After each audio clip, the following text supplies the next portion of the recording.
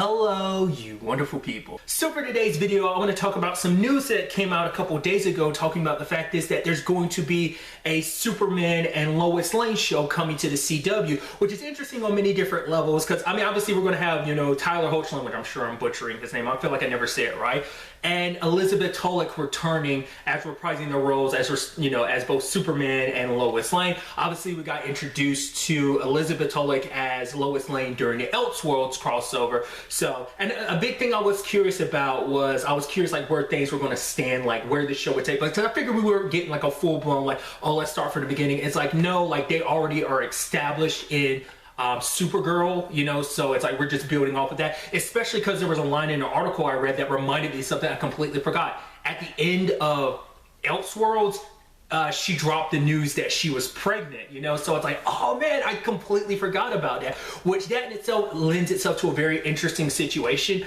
because because obviously we've seen that being, a superhero and being in a relationship, it's not the easiest thing. Like every hero that we've ever come across, especially in this Arrowverse situation, definitely takes its toll, whether it be, Oliver and Felicity, I mean, not even just Felicity, like his relationships with other, I mean, not just family and friends, but, there's that. Barry and Iris have gone through some stuff.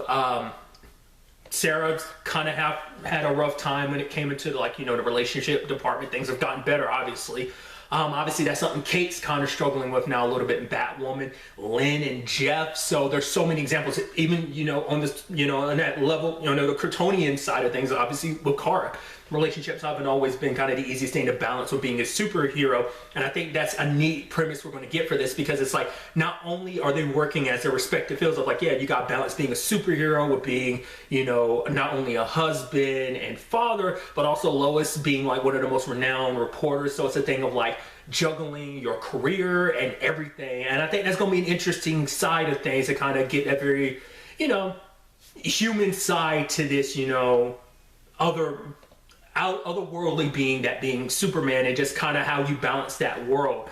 I think it's, just that little premise alone was kind of, neat to know, like, oh, like to see that, because I feel like that's never a big focus in every other show. Like, I think that's, well, at the very least, I don't know if it's going to be like the main focus, but I think that's a good focus to have, to show that human side to heroes, in that regard. So I thought that was kind of neat. What's also interesting too is what this means, that this is kind of like the first show to be a spin-off in a different sense than any other. Like, what I mean by that is, like, this is spin-off from Supergirl. Yes, it's from the Arrowverse in general, but specifically it's spin-off from Supergirl, because I'm assuming it's taking place on Earth 38, where Supergirl takes place. Whereas every other spin-off has been taking place on Earth 1. So everything, Arrow, Flash, Legends, and even Batwoman are all taking place on Earth 1. So for this to be a show where it's like, oh, it's a spin-off of a show on a different Earth, I think that's just kind of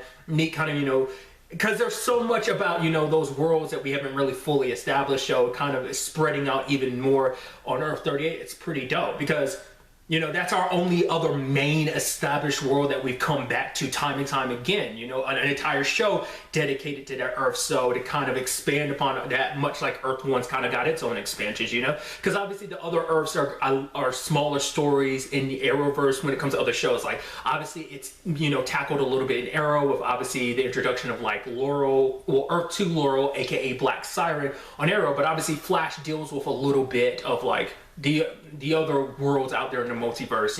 It's the only one that has the most continuous connection to the multiverse, so it's just kind of interesting to know that.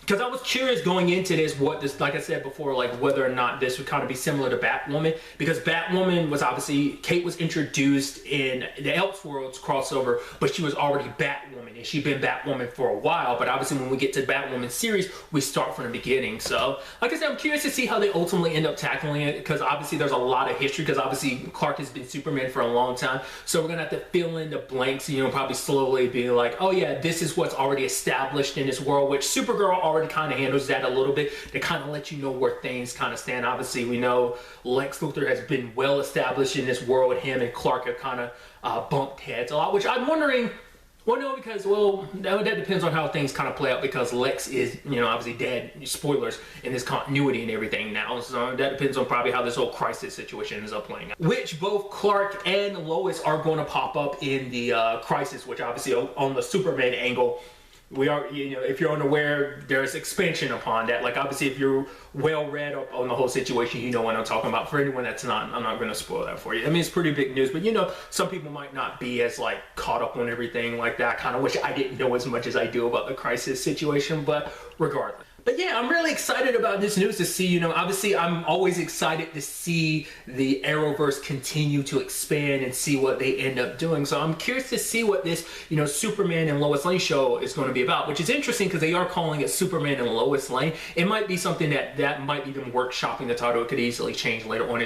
Maybe it's their way of kind of distinguishing between that and, you know, the 90s show Lois and Clark. So maybe that's their way of doing that, which is interesting when you actually think about it, because that was Dean Cain and Terry Hatcher who have both made appearances in Supergirl playing different characters. I'm also curious to see what else they end up setting up, because that's also going to be interesting too, because obviously like their baby is going to be, you know, having Clark's abilities and stuff like that. So that's going to be a hassle all on its own, having a baby with the same abilities as you, probably like on a weaker scale. So we're probably setting up kind of like a little bit of a Superboy situation in that regard, because obviously we're not probably going to jump to that until later on. I mean, it depends how far along they want to go with the pregnancy. Like I said, this is also taking place after Crisis, so some stuff is probably going to happen in that's going to impact, you know, ultimately where we start with that show and where things potentially could go. You know, that's something to kind of be caught in the back of your mind. But I'm also curious, like, you know, whether they're heroes, because every show kind of introduces other heroes. So like, what other heroes are we going to get introduced to